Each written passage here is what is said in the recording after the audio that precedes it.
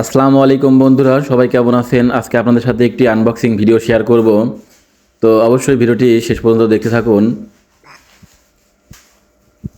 তো এটা নিয়েছিলাম একটি অনলাইন পেজ থেকে। তো পেজটি অবশ্যই আপনাদেরকে আমি ডিসক্রিপশনে লিংক দিয়ে দেবো। এই তো অবশেষে এটা আনবক্সিং হয়ে গেল। এটা ছিল একটি কাঠের ঘর।